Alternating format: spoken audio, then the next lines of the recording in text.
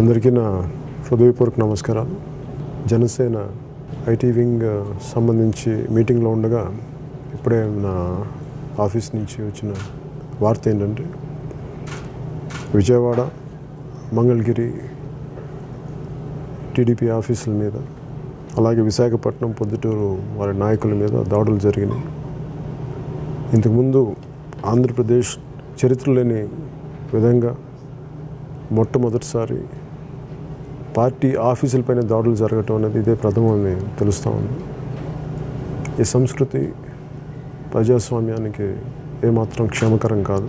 మేము ఎప్పుడు కూడా చాలా నియంత్రణ పాటించాలి. ప్రజాస్వామ్యంలో వ్యక్తిగత దాడులకు కానీ, పార్టీ ఆఫీసుల మీద దాడులు కానీ, లేదంటే నాయకుల ఇళ్ల మీద దాడులు కానీ జరిగితే అది అరాచకానికి, దౌర్జన్యానికి దారితీస్తే తప్ప ఏమాత్రం ప్రజలకి, ప్రజాస్వామ్యానికి క్షేమకరమైనది కాదు.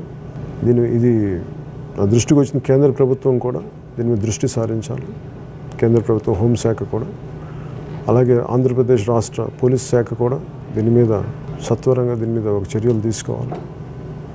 భవిష్యత్తులో ఇలాంటి సంఘటనలు పునరావృతం కాకుండా మీరు దోషులను పట్టుకొని శిక్షించకపోతే మటుకు ఆంధ్రప్రదేశ్ అరాచకానికి అడ్రస్ అవుతుంది.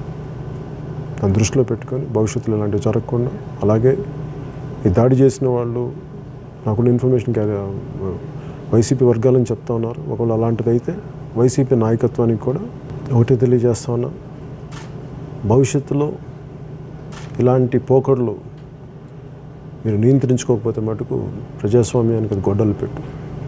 దయచేసి దీన్ని సరి చేసుకుంటాను ఆశిస్తున్నాను. అందరూ క్షేమంగా ఉండాలి, అందరూ భద్రంగా ఉండాలని కోరుకుంటున్నాను. దీని మీద సత్వరంగా కేంద్ర ప్రభుత్వం కూడా దృష్టి సారించాలని కోరుకుంటూ సెలవు తీసుకుంటాను.